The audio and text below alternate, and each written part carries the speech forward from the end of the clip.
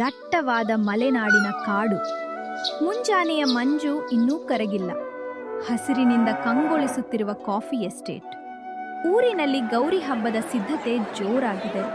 ತಳಿರು ತೋರಣಗಳಿಂದ ಸಿಂಗಾರಗೊಂಡಿರುವ ಊರಿನ ಅತಿ ದೊಡ್ಡ ಮನೆ ನರಸಿಂಹಗೌಡರ ಮನೆ. ಆ ಮನೆಯ ಅಂಗಳಕ್ಕೆ ಒಂದು ಐಷಾರಾಮಿ ಕಾರು ಬಂದು ನಿಲ್ಲುತ್ತದೆ. ಮಲೆನಾಡಿನ ಮಡಿಲಲ್ಲಿರುವ ಭೈರವನ ದುರ್ಗ. ಮೇಲ್ನೋಟಕ್ಕೆ ಇದು ಕಾಫಿ ತೋಟಗಳ ಸ್ವರ್ಗ. ಹಚ್ಚ ಹಸಿರಿನ ಪ್ರಕೃತಿ, ಮುಗ್ಧ ಜನರ ನಗು, ಇದೆಲ್ಲವೂ ಇಲ್ಲಿನ ಮುಖವಾಡವಷ್ಟೇ. ಆದರೆ ಈ ಹಸಿರಿನ ಹಿಂದೆ 15 ವರ್ಷಗಳಿಂದ ಮಳೆಯಾಗದೆ ಒಣಗಿ ಬಿರುಕು ಬಿಟ್ಟಿರುವ ಒಂದು ಕೆರೆ ಇದೆ. ಮತ್ತು ಅದಕ್ಕಿಂತಲೂ ಆಳವಾಗಿ ಬಿರುಕು ಬಿಟ್ಟಿರುವ ಕೆಲವು ಮನುಷ್ಯರ ಮುಷ್ಯರ ಮನಸ್ಸುಗಳಿವೆ. ಇಂದು ಗೌರಿ ಹಬ್ಬ. ಸಿಟಿಯಲ್ಲಿ ಓದಿ ವಿದೇಶದಲ್ಲಿ ಬಿಸ್ನೆಸ್ ಮ್ಯಾನೇಜ್ಮೆಂಟ್ ಮುಗಿಸಿ ಬಂದಿರುವ ಗೌಡರ ಏಕೈಕ ಮಗಳು ಚೈತ್ರ ತನ್ನ ತಂದೆಯ ಹೊಸ ಫ್ಯಾಕ್ಟರಿ ಉದ್ಘಾಟನೆಗೆ ಊರಿಗೆ ಬಂದಿದ್ದಾಳೆ. ಆದರೆ ಅವಳಿಗೆ ಗೊತ್ತಿಲ್ಲ, ಈ ಊರು ಅವಳಿಗಾಗಿ ಒಂದು ಭೀಕರ ಸತ್ಯವನ್ನ, ಒಂದು ರಕ್ತದ ಇತಿಹಾಸವನ್ನ ಬಚ್ಚಿಟ್ಟುಕೊಂಡಿದೆ ಎಂದು. ಪಲ್ಲವಿ, ಓ ಮೈ ಗಾಡ್, ಎಷ್ಟು ವರ್ಷಗಳಾಯ್ತು ನಿನ್ ನೋಡಿ. ನಾನು ಸಿಟಿಗ್ ಹೋಗಿ ಫಾರಿನ್ಗ್ ಹೋಗಿ ದಪ್ಪಾಗಿದ್ದೀನಿ. ಆದ್ರೆ ನೀನು ಇನ್ನು ಹೈಸ್ಕೂಲಲ್ಲಿದ್ದಾಗ ಹೇಗಿದ್ಯೋ ಹಾಗೆ, ಅದೇ ಮುಗ್ಧತೆ, ಅದೇ ಕಡ್ಡಿ ತರಹದ ಮೈಕಟ್ಟು. ಹೇಗಿದೆಯೇ? ನಾನು ಸೂಪರ್ ಕನೆ ಚೈತ್ರ. ಆದ್ರೆ ಮೀನು, ಈ ಹಳ್ಳಿ, ಈ ಗೆಳ್ತಿ ಎಲ್ಲವನ್ನೂ ಮರ್ತೇ ಬಿಟ್ಟೆ ಅನ್ಕೊಂಡಿದ್ದೆ. ಫೋನ್ ಮಾಡಿದ್ರೂ ಬ್ಯೂಸಿ ಅಂತಿದ್ದೆ. ಈಗ ನೋಡಿದ್ರೆ ಕಂಪ್ಲೀಟ್ ಸಿಟಿ ಹುಡುಗಿ ಆಗ್ಬಿಟ್ಟಿದ್ಯಾ. ನಾಳೆ ನಿನ್ನಪ್ಪ ಈ ಊರ್ನ ಅತಿ ದೊಡ್ಡ ಕಾಫಿ ಫ್ಯಾಕ್ಟರಿ ಓಪನ್ ಮಾಡ್ತಿದ್ದಾರೆ. ಊರಿಗೆಲ್ಲ ಹಬ್ಬದ ಊಟ. ಆದ್ರೆ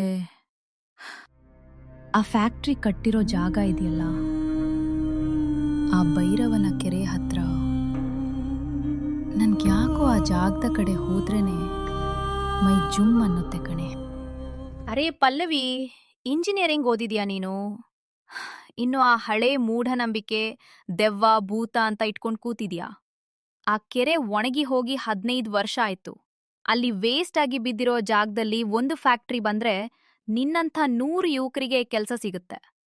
ನಮ್ಮಪ್ಪನ ವಿಷನ್ ನಿನ್ಗೆ ಅರ್ಥ ಆಗಲ್ಲ ಬಿಡು. ಬಾ, ಇವತ್ ಈವ್ನಿಂಗ್ ನಾವಿಬ್ರು ಆ ಕೆರೆ ಹತ್ರ ಹೋಗಿ ಬರೋಣ. ನಮ್ಮ ಹಳೇ ನೆನಪುಗಳನ್ನ ರಿಫ್ರೆಶ್ ಮಾಡೋಣ. ಕೆರೆಯ ನೀರು ಬತ್ತಿರಬಹುದು ತಾಯಿ, ಮಣ್ಣು ಬಿರುಕು ಬಿಟ್ಟಿರಬಹುದು. ಆದರೆ ಆ ಕೆಸರಿನ ಆಳದಲ್ಲಿ ಅಡಗಿರೋ ರಕ್ತದ ಕಲೆ ಇನ್ನೂ ಹಸಿ ಹಸಿಯಾಗೇ ಇದೆ. ಕೋಟಿ ರೂಪಾಯಿ ಸುರಿದು ಸುಣ್ಣ ಬಣ್ಣ ಬಳಿದು ಕಟ್ಟಡ ಕಟ್ಟೋ ಮುಂಚೆ ಆ ಕಾಂಕ್ರೀಟ್ ಪಿಲ್ಲರ್ಗಳ ಕೆಳಗಿರೋ ಅಸ್ಥಿ ಪಂಜರಗಳಿಗೆ ಉತ್ತರ ಕೊಡಬೇಕಾಗುತ್ತೆ. ಎಚ್ಚರ ತಾಯಿ, ಎಚ್ಚರ. ಪಾಪದ ಕೊಡ ತುಂಬಿ ತುಳುಕುತ್ತಿದೆ. ಒಡೆಯುವ ಸಮಯ ಬಂದೇ ಬಿಟ್ಟಿದೆ. ಏ, ಯಾರ್ ನೀನು? ಹಬ್ಬದ ದಿನ ಮನೆ ಮುಂದೆ ಬಂದು ಏನೇನೋ ಅಪಶಕುನ ಮಾತಾಡ್ತಿದ್ಯಾ? ಯಾವ್ ರಕ್ತ, ಯಾವ್ ಅಸ್ಥಿ ಪಂಜರ? ಭಿಕ್ಷೆ ಬೇಕಿದ್ರೆ ಕೇಳಿ ತಗೊಂಡ್ ಹೋಗು. ಅದನ್ ಬಿಟ್ಟು ಬೆದರ್ಸೋಕ್ ಬಂದ್ರೆ ನಮ್ಮಪ್ಪನ್ ಕೈಲಿ ಹೇಳಿ ಒಳಕ್ ಹಾಕಿಸ್ತೀನಿ. ಹೊರಡಿಲಿಂದ. ಬೇಡ ಚೈತ್ರ, ಸುಮ್ಮಿರು. ಅವರು ಊರಿನ ದೈವದ ಜೋಗಪ್ಪ. ಅವರಿಗೆ ತ್ರಿಕಾಲ ಜ್ಞಾನ ಇದೆ ಅಂತಾರೆ. ಅವರು ಬಾಯಿಗೆ ಬಂದ ಹಾಗೆ ಮಾತಾಡಲ್ಲ. ಅವರು ಏನಾದ್ರೂ ಹೇಳಿದ್ರೆ ಅದಕ್ಕೊಂದು ಘೋರವಾದ ಅರ್ಥ ಇರುತ್ತೆ. ದಯವಿಟ್ಟು ಅವರನ್ನ ಎದುರು ಹಾಕ್ಕೊಂಬೇಡ. ಅಹಂಕಾರ ಬೇಡ ತಾಯಿ. ನಿನ್ನ ಅಹಂಕಾರ ನಿನ್ನಪ್ಪನ ದುಡ್ಡಿನಿಂದ ಬಂದಿರಬಹುದು. ಆದರೆ ಆ ದುಡ್ಡು ಎಲ್ಲಿಂದ ಬಂತು ಅಂತ ಒಮ್ಮೆ ನಿನ್ನಪ್ಪನ ಎದೆ ಮುಟ್ಟಿ ಕೇಳು. 15 ವರ್ಷದ ಹಿಂದೆ ಅದೇ ಭೈರವನ ಕೆರೆಯಲ್ಲಿ ಮುಳುಗಿ ಸತ್ತಲಲ್ಲ ನಿನ್ನ ಗೆಳತಿ ಭೂಮಿ. ಅವಳ ಕೊನೆಯ ಉಸಿರು ಇವತ್ತು ಬಿರುಗಾಳಿಯಾಗಿ ಬರಲಿದೆ. ನಾಳೆಯ ಸೂರ್ಯ ಹುಟ್ಟುವ ಮುನ್ನ ನಿನ್ನ ಅರಮನೆಯ ತಳಪಾಯ ನಡುಗಲಿದೆ. ಭೂಮಿ ನಮ್ ಜೊತೆ ಆಟವಾಡ್ತಿದ್ದ, ಮುಳುಗಿ ಸತ್ತ ನಮ್ಮ ಮುಗ್ಧ ಗೆಳತಿ ಭೂಮಿನ? ಇವನಿಗೆ ಅವಳ ಬಗ್ಗೆ ಹೇಗ್ ಗೊತ್ತು ಪಲ್ಲವಿ? ಅವಳ ಹೆಸರು ಕೇಳಿದ್ರೇನೆ ನನಗೆ ಯಾಕೋ ಒಂಥರ ಆಗ್ತಿದೆ. ನಡಿ, ನಾವು ಇವತ್ತೇ ಆ ಕೆರೆ ಹತ್ರ ಹೋಗ್ಬೇಕು. ಅಲ್ಲಿ ಏನೋ ಇದೆ. ಈಗ ಹೇಳಿ ಸಂಜೆ ಚೈತ್ರ ಮತ್ತು ಪಲ್ಲವಿ ಅಲ್ಲಿಗೆ ಹೋದ್ರು. ಚೈತ್ರ, ನಡಿ ವಾಪಸ್ ಹೋಗೋಣ. ಇಲ್ಲಿನ ಗಾಳಿಲಿ ಏನೋ ವಿಷ ಬೆರೆತ ಹಾಗೆ ಆಗ್ತಿದೆ. ನನಗೆ ಉಸಿರು ಕಟ್ಟಿದ ಹಾಗೆ ಆಗ್ತಿದೆ ಕಣೆ. ನೋಡು, ಆ ಫ್ಯಾಕ್ಟ್ರಿ ಕಟ್ಟಿರೋ ಲೇಬರ್ಸ್ ಕೂಡ ಕತ್ಲಾಗೋಕ್ ಮುಂಚೆನೆ ಓಡಿ ಹೋಗಿದ್ದಾರೆ. ಆ ಜೋಗಪ್ಪ ಹೇಳಿದ ಮಾತು ಕೇಳಿದಾಗಿಂದ ನನ್ನ ಎದೆ ಡವ ಡವ ಅಂತಿದೆ. ಏನೋ ಘೋರವಾದದ್ದು ನಡೆಯೋ ಹಾಗಿದೆ. ಏನಾಗಲ್ಲ ಬಾ ಪಲ್ಲವಿ, ನೀನ್ ಜೊತೆಗಿದ್ರೆ ನನ್ಗೇನ್ ಭಯ. ಆ ದೇವಸ್ಥಾನದ ಒಳಗೆ ಹೋಗಿ ನೋಡೋಣ. ಚಿಕ್ಕವರಿದ್ದಾಗ ನಾವು, ನೀನು, ಭೂಮಿ ಇದೇ ಜಾಗದಲ್ಲಿ ಕಣ್ಣ ಮುಚ್ಚಾಲೆ ಆಡ್ತಿದ್ವಿ ಅಲ್ವಾ? ಭೂಮಿ ಸತ್ತ ಮೇಲೆ ನಾನೆಂದೂ ಈ ಕಡೆ ಬಂದಿಲ್ಲಲ್ಲ. ಅವಳ ನೆನಪುಗಳು ನನ್ನನ್ನ ಇಂದಿಗೂ ಕಾಡುತ್ತೆ. ಹೀಗೆ ಇಬ್ಬರು ಒಣಗಿದ ಕೆರೆಯ ಮಧ್ಯದಲ್ಲಿರುವ ಅರ್ಧ ಬಿದ್ದಿರುವ ಗುಡಿಯೊಳಗೆ ಕಾಲಿಡುತ್ತಾರೆ. ಒಳಗೆ ಕಗ್ಗತ್ತಲು. ಗೋಡೆಗಳ ಮೇಲೆ ವಿಚಿತ್ರವಾದ ಭಯಾನಕವಾದ ಕಲ್ಲಿನ ಕೆತ್ತನೆಗಳುದ್ದವು. ವಾವ್, ಈ ಕೆತ್ತನೆಗಳು ನೋಡು ಪಲ್ಲವಿ, ಎಷ್ಟೊಂದು ಡೀಟೇಲ್ಡ್ ಆಗಿದೆ. ಇವು ಬರೀ ಕಲ್ಲಿನ ಕೆತ್ತನೆಗಳಲ್ಲ, ಏನೋ ಕತೆ ಹೇಳ್ತಿವೆ. ಯಾರೋ ಒಬ್ಬ ರಾಕ್ಷಸ ಒಬ್ಬ ಸಾಧುವನ್ನ ಕೊಲ್ಲುತ್ತಿರುವ ಹಾಗೆ ಇದೆ. ಚೈತ್ರ, ಅಲ್ಲಿ ನೋಡು, ಅಲ್ಲಿ ನೋಡು. ಆ ಮೂರ್ತಿಯ ಮುಖ ಅದು ಅಚ್ಚುಮೆಚ್ಚು ನಮ್ಮ ಭೂಮಿ ತರಾನೇ ಇದೆಯಲ್ಲೇ. ಅವಳ ಕಣ್ಣುಗಳು ನಮ್ಮನ್ನೇ ನೋಡ್ತಿವೆ. ಅವಳ ಕೈಯಲ್ಲಿ ಆ ಪಂಚಲೋಹದ ವಿಗ್ರಹವಿದೆ. ಹೀಗೆ ಗುಡಿಯ ಬಾಗಿಲು ಸಂಪೂರ್ಣವಾಗಿ ಮುಚ್ಚಿತ್ತು. ಇಬ್ಬರು ಗಾಬರಿಯಿಂದ ಬಾಗಿಲ ಬಳಿ ಎಷ್ಟೇ ತಳ್ಳಿದ್ರೂ ಒದ್ರೂ ಆ ಕಲ್ಲಿನ ಬಾಗಿಲು ಅಲುಗಾಡುವುದಿಲ್ಲ. ಇದ್ದಕ್ಕಿದ್ದಂತೆ ಗುಡಿಯೊಳಗೆ ವಿಚಿತ್ರವಾದ ದಟ್ಟವಾದದ ಹೊಗೆ ನೆಲದಿಂದ ಮೇಲಕ್ಕೆ ಏರಲು ಶುರುವಾಗುತ್ತದೆ. ಚೈತ್ರ, ಈ ಹೊಗೆ ಇದು ಸಾಮಾನ್ಯ ಹೊಗೆ ಅಲ್ಲ ಕಣೆ. ಇದು ಏನೋ ಮೂಲಿಕೆ ಸುಟ್ಟ ಹಾಗೆ ವಾಸನೆ ಬರ್ತಿದೆ. ನನಗೆ ತಲೆ ಸುತ್ತುತ್ತಿದೆ. ಕಣ್ಣ ಮುಂದೆ ಆಕಾರಗಳು ಬದಲಾಗ್ತಿವೆ. ನನಗೆ ನಿಲ್ಲೋಕೆ ಆಗ್ತಿಲ್ಲ ಚೈತ್ರ. ಆ ಹೊಗೆಯ ತೀವ್ರತೆಯಿಂದಾಗಿ ಇಬ್ಬರು ಪ್ರಜ್ಞೆ ತಪ್ಪಿ ಕಲ್ಲಿನ ನೆಲದ ಮೇಲೆ ಕೆಲ ನಿಮಿಷಗಳ ನಂತರ ಕಣ್ಣು ಬಿಟ್ಟಾಗ ಅವರು ಅದೇ ಗುಡಿಯಲ್ಲಿದ್ದರು. ಆದರೆ ಗುಡಿ ಸಂಪೂರ್ಣವಾಗಿ ಬದಲಾಗಿತ್ತು. ಪಾಳು ಬಿದ್ದ ಗುಡಿ ಈಗ ಹೊಸದರಂತೆ ಕಂಗೊಳಿಸುತ್ತಿತ್ತು. ಗೋಡೆಗಳ ಮೇಲೆ ನೂರಾರು ಎಣ್ಣೆಯ ದೀಪಗಳು ಉರಿಯುತ್ತಿತ್ತು. ವಾತಾವರಣದಲ್ಲಿ ಒಂದು ರೀತಿಯ ಮಾಂತ್ರಿಕ ಕಳೆಯಿತ್ತು. ಈಗ ಚೈತ್ರ ಮತ್ತು ಪಲ್ಲವಿ ವಾಸ್ತವದಿಂದ ಬಹು ದೂರವಿದ್ದ ಒಂದು ವಿಚಿತ್ರ ಮಾಯಾಲೋಕದಲ್ಲಿ ಬಂಧಿಯಾಗಿದ್ದರು. ಆಗ ಅವರ ಎದುರು ಕತ್ತಲಿನಿಂದ ಒಬ್ಬ ಯುವತಿ ಹೆಜ್ಜೆ ಹಾಕುತ್ತಾ ಹೊರಬರುತ್ತಾಳೆ. ಅವಳು ಸಾಮಾನ್ಯ ಹುಡುಗಿಯಂತಿಲ್ಲ. ದ್ವೇಷದ ಸೇಡಿನ ಜ್ವಾಲಾಮುಖಿ ಉರಿಯುತ್ತಿತ್ತು. ಅವಳೇ ಭೂಮಿ.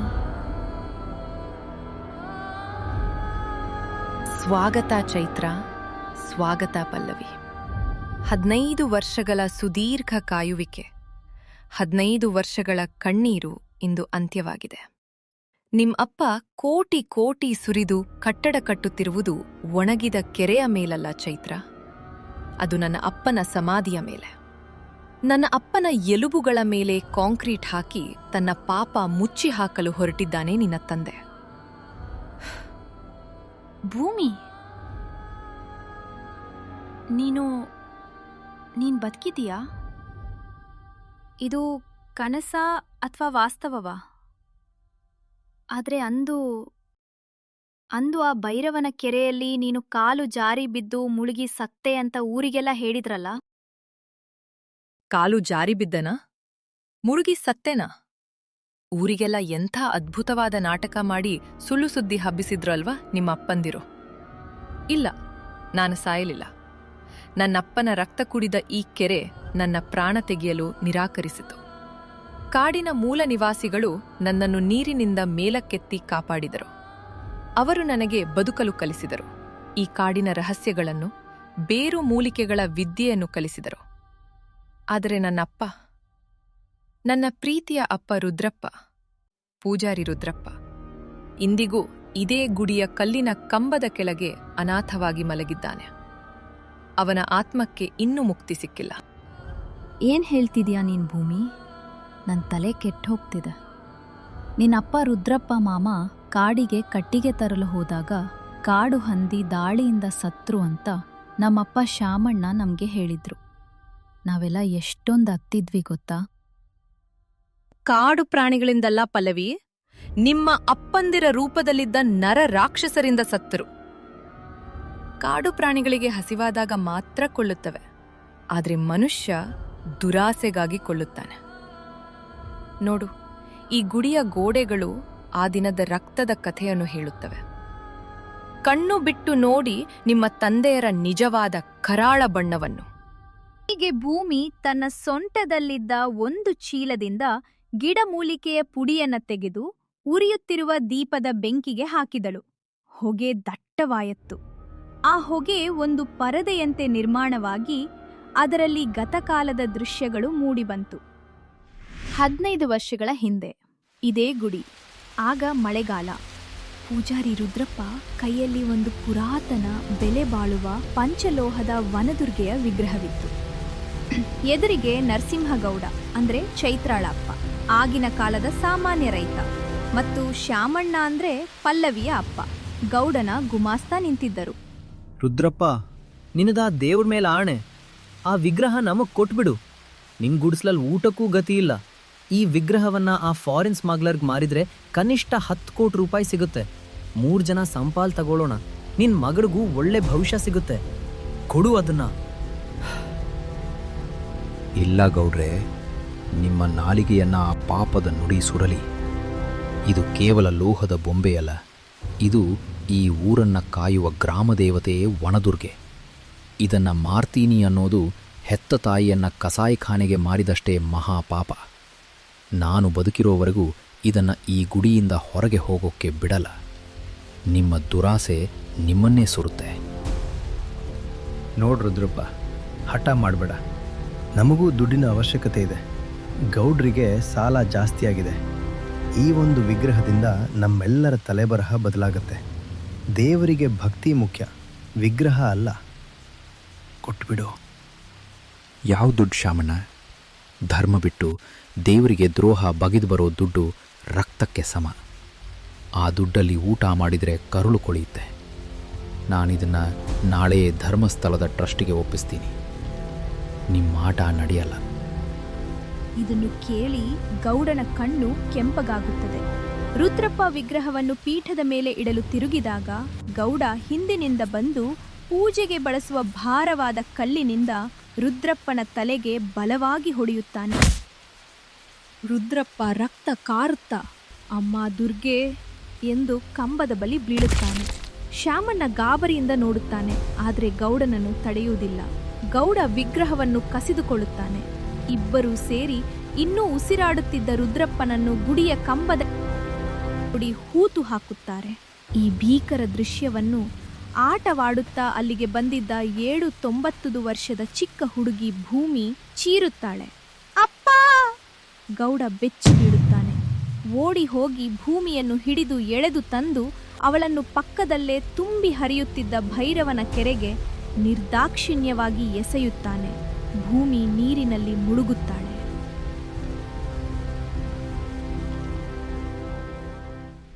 ಈ ದೃಶ್ಯ ನೋಡಿದ ಚೈತ್ರ ಮತ್ತು ಪಲ್ಲವಿ ಇಬ್ಬರು ಸಿಡಿಲು ಬಡಿದವರಂತೆ ಕುಸಿದು ಬೀಳ್ತಾರೆ. ಚೈತ್ರ 2 ಕೈಗಳಿಂದ ಮುಖ ಮುಚ್ಚಿಕೊಂಡು ವಿಪರೀತವಾಗಿ ಕಣ್ಣೀರು ಹಾಕುತ್ತಾಳೆ. ಪಲ್ಲವಿ ಉಸಿರು ಕಟ್ಟಿದಂತೆ ಒದ್ದಾಡುತ್ತಾಳೆ. ಇಲ್ಲ, ಇದು ಸುಳ್ಳು, ಇದು ಯಾವುದೋ ಮಾಯೆ. ನನ್ನಪ್ಪ, ನನ್ನನ್ನೇ ಪ್ರಪಂಚ ಅಂತ ಅಂದುಕೊಂಡಿರೋ ನನ್ನಪ್ಪ ಇಷ್ಟು ಕ್ರೂರಿ, ಇಷ್ಟು ನೀಚ ಆಗೋಕ್ಕೆ ಸಾಧ್ಯವೇ ಇಲ್ಲ. ಎಷ್ಟೋ ಬಡವರಿಗೆ ಅನ್ನದಾನ ಮಾಡುವ ನನ್ನಪ್ಪ ಇನ್ನೊಬ್ಬರ ಪ್ರಾಣ, ಅದು ದೇವರ ಗುಡಿಯಲ್ಲಿ ತೆಗೆದರ? ನಂಬೋಕೆ ಆಗ್ತಿಲ್ಲ ಭೂಮಿ. ನಾನ್ ನೋಡಿದ್ದು ನಿಜವಲ್ಲ ಅಂತ ಹೇಳು ಪ್ಲೀಸ್. ಬಡವರಿಗೆ ಅನ್ನದಾನ?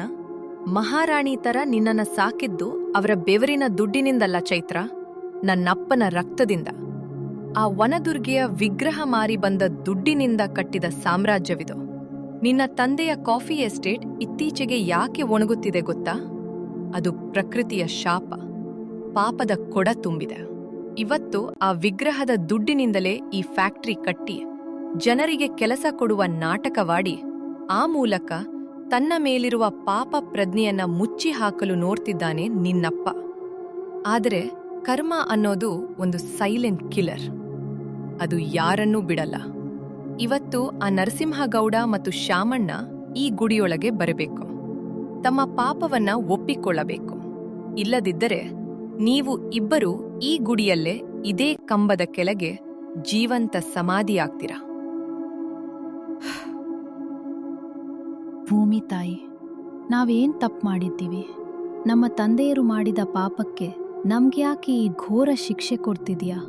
ನಮ್ಮಿಂದ ನಿನಗೇನೂ ಅನ್ಯಾಯ ಆಗಿಲ್ವಲ್ಲ? ನಾವು ಚಿಕ್ಕವರು, ನಮ್ಗೇನೂ ಗೊತ್ತಿರ್ಲಿಲ್ಲ. ನೀನು ನಮ್ಮ ಬಾಲ್ಯದ ಗೆಳತಿ ಅಲ್ವಾ? ಕರುಣೆ ತೋರು ಭೂಮಿ. ಗೆಳತಿ, ಹೌದು. ಆ ಗೆಳೆತನದ ಹಕ್ಕಿನಿಂದಲೇ ಕೇಳ್ತಿದ್ದೀನಿ ಉತ್ತರ ಕೊಡು ಪಲ್ಲವಿ. 15 ವರ್ಷ ನಾನು ಈ ಕಾಡ್ನಲ್ಲಿ ಅಕ್ಷರಶಃ ಮೃಗದಂತೆ ಬದುಕಿದೆ. ಮಳೆ ಬಂದ್ರೆ ಮರಗಳ ಕೆಳಗೆ, ಚಳಿ ಬಂದ್ರೆ ಬೆಂಕಿಯ ಮುಂದೆ, ಬಿಸಿಲು ಹಸಿವು ಎಲ್ಲವನ್ನೂ ತಿಂದೆ. ನನ್ನಪ್ಪನ ಮುಖ, ಅವನ ರಕ್ತ ಸಿಕ್ತ ಕಣ್ಣುಗಳು ನನ್ನನ್ನು ಪ್ರತಿದಿನ ರಾತ್ರಿ ಸುಡುತ್ತಿದ್ದವು. ಆದ್ರೆ ನೀವು ಏರ್ ಕಂಡೀಷನ್ ಕಾರ್ನಲ್ಲಿ ಓಡಾಡಿದ್ರೆ, ರೇಷ್ಮೆ ಬಟ್ಟೆ ಉಟ್ಟಿರೆ, ವಿದೇಶದಲ್ಲಿ ಲಕ್ಷಾಂತರ ರೂಪಾಯಿ ಕೊಟ್ಟು ಓದಿದ್ರೆ, ಆ ದುಡ್ಡು ಯಾರದ್ದು? ನನ್ನಪ್ಪನ ಪ್ರಾಣದ ಬೆಲೆ ಅದು. ಆ ಪಾಪದ ಫಲವನ್ನು ಇಷ್ಟು ವರ್ಷ ಅನುಭವಿಸಿದ ನಿಮಗೆ ಆ ಪಾಪದ ಶಿಕ್ಷೆಯಲ್ಲಿ ಪಾಲಿಲ್ಲವೇ? ನ್ಯಾಯ ಬೇಕು ಪಲ್ಲವಿ. ಬರೀ ರಕ್ತಕ್ಕೆ ರಕ್ತ ಅಲ್ಲ, ಸತ್ಯ ಜಗತ್ತಿಗೆ ಗೊತ್ತಾಗ್ಬೇಕು. ನಿಮ್ಮ ತಂದೆಯರ ಅಹಂಕಾರ ಮಣ್ಣಾಗ್ಬೇಕು. ಹೀಗೆ ಇತ್ತ ಗುಡಿಯ ಹೊರಗೆ ರಾತ್ರಿಯಾಗಿತ್ತು. ಗೌಡ ಮತ್ತು ಶಾಮಣ್ಣ ಗಾಬರಿಯಿಂದ ಬೆವರುತ್ತಾ ಕೆರೆಯ ಬಳಿ ಬಂದ್ರು. ಗುಡಿಯ ಕಲ್ಲಿನ ಬಾಗಿಲು ಭದ್ರವಾಗಿ ಮುಚ್ಚಿತ್ತು. ಚೈತ್ರ ಮಗ್ರೆ, ಎಲ್ಲಿದೀಯಮ್ಮ? ಲೇ ಶಾಮಣ್ಣ, ಏನಾಗಿದ್ಯೋ ಇಲ್ಲಿ? ಒಳಗಡೆ ಲೈಟ್ ಕಾಣ್ತಿದೆ, ಬಾಗ್ಲೋಡಿರಿ. ಹಾರೆ, ಪಿಕಾಸಿ ತಗೊಂಡ್ ಬನ್ನಿ. ನನ್ ಮಗಳಿಗೇನಾದ್ರೂ ಆದ್ರೆ ಈ ಊರನ್ನೇ ಸುಟ್ಟು ಬೂದಿ ಮಾಡ್ತೀನಿ. ಗೌಡ್ರೆ, ದುಡ್ಡಿನಿಂದ ನ್ಯಾಯಾಲಯದ ಬಾಗಿಲು ತೆಗೆಸಬಹುದು, ಮನುಷ್ಯರ ಬಾಯಿ ಮುಚ್ಚಿಸಬಹುದು. ಆದರೆ ಕರ್ಮದ ಕಲ್ಲಿನ ಬಾಗಿಲುಗಳನ್ನು ತೆಗೆಯಲಾಗುವುದಿಲ್ಲ.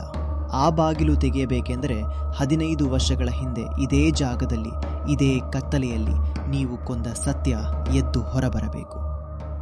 ಗೌಡ್ರೆ, ಈ ಜೋಗಪ್ಪನಿಗೆ ರುದ್ರಪ್ಪನ ವಿಷಯ ಗೊತ್ತಾಗಿರ್ಬೋದಾ? ಒಳಗಡೆ ನಮ್ಮ ಹೆಣ್ಣುಮಕ್ಕಳಿದ್ದಾರೆ ಗೌಡ್ರೆ. ನನಗೆ ಭಯ ಆಗ್ತಿದೆ. ನಾವು ಮಾಡಿದ ಪಾಪ ನಮ್ಮ ಮಕ್ಕಳನ್ನೇ ನುಂಗುತ್ತಿದ್ಯಾ?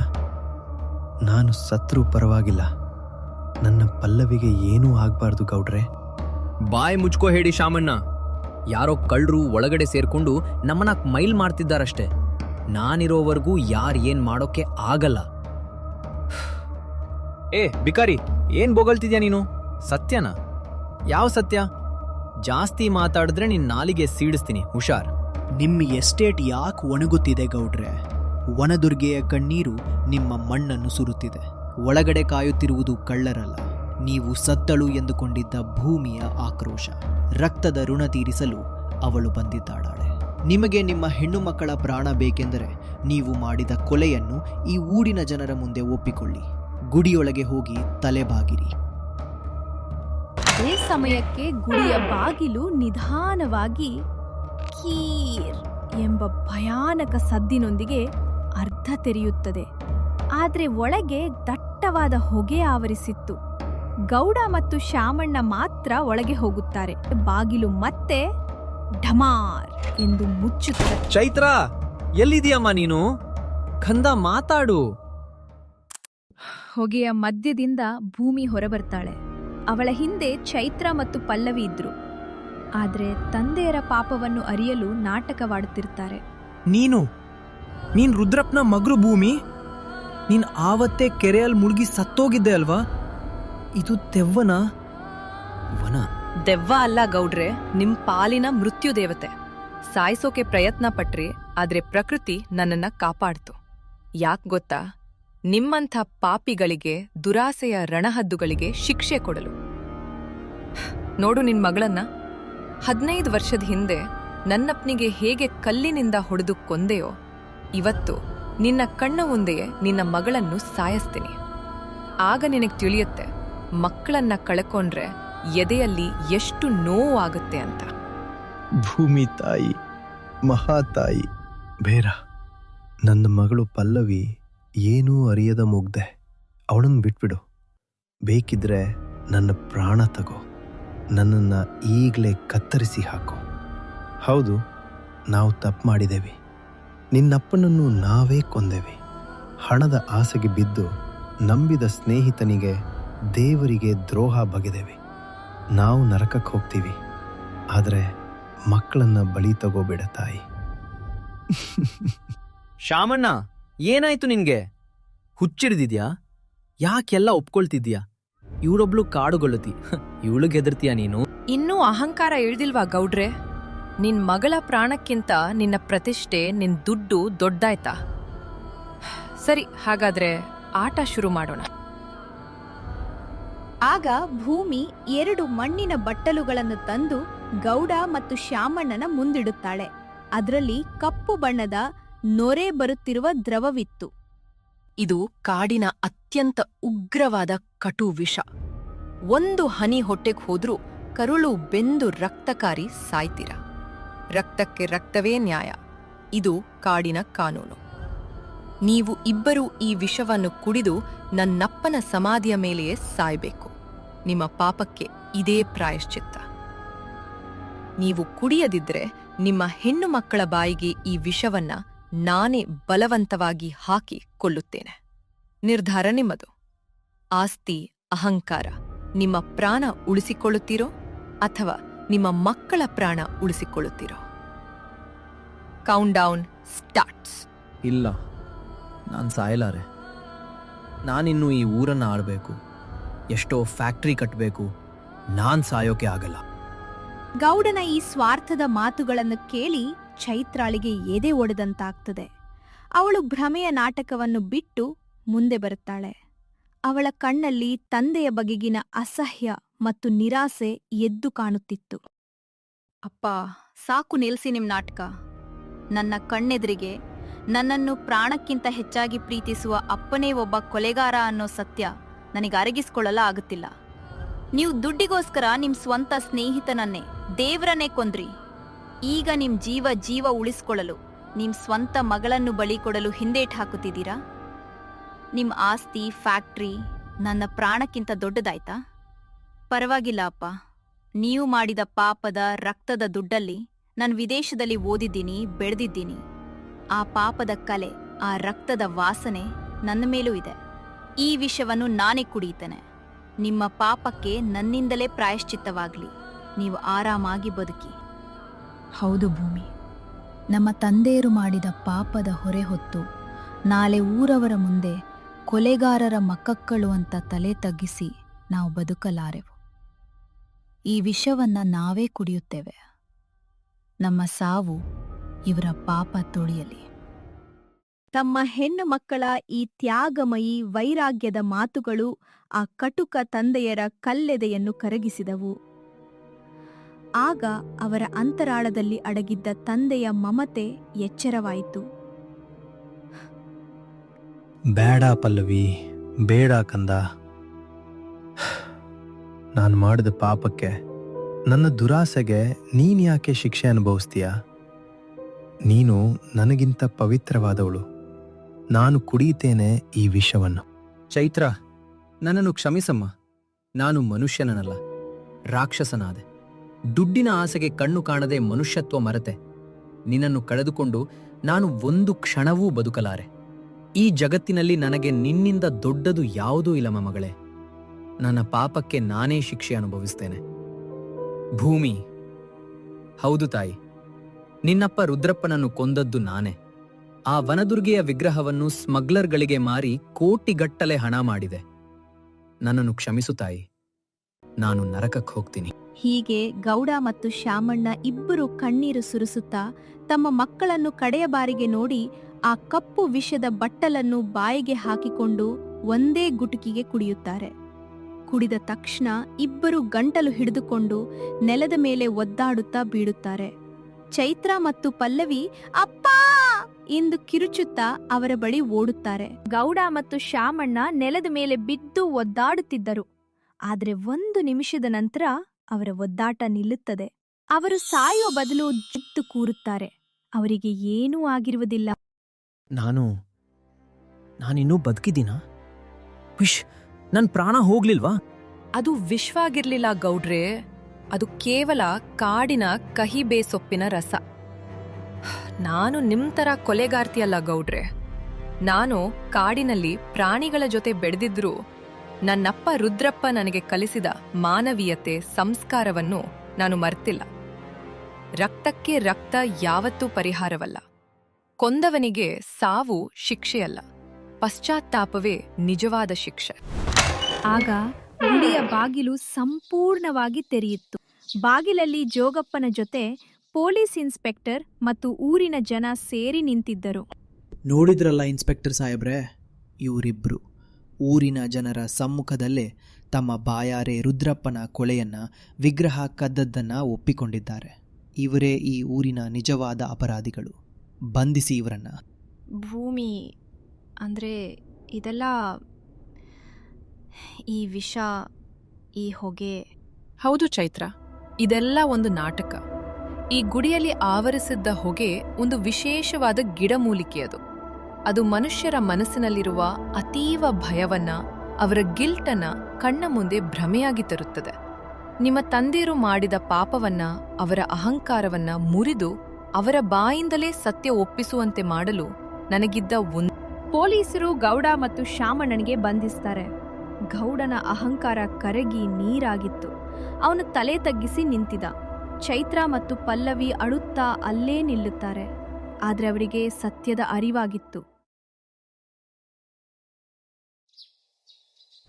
1 ತಿಂಗಳ ನಂತರ ಅದೇ ಭೈರವನ ಕೆರೆಯ ಹತ್ತಿರ ಚೈತ್ರ, ಪಲ್ಲವಿ ಮತ್ತು ಭೂಮಿ ಮೂವರು ನಿಂತಿದ್ದರು. ಈಗ ಆ ಜಾಗದಲ್ಲಿ ಫ್ಯಾಕ್ಟರಿ ಕೆಲಸ ಸಂಪೂರ್ಣವಾಗಿ ನಿಂತು ಹೋಗಿತ್ತು. ಬದಲಾಗಿ ಆ ಜಾಗದಲ್ಲಿ ರುದ್ರಪ್ಪ ಉಚಿತ ಆಸ್ಪತ್ರೆ ಮತ್ತು ಅನಾಥಾಶ್ರಮ ಕಟ್ಟುವ ಬೋರ್ಡ್ ಹಾಕಲಾಗಿತ್ತು. ವನದುರ್ಗೆಯ ಹೊಸ ವಿಗ್ರಹವನ್ನು ತಂದು ಗುಡಿಯಲ್ಲಿ ಪ್ರತಿಷ್ಠಾಪಿಸಲಾಗಿತ್ತು.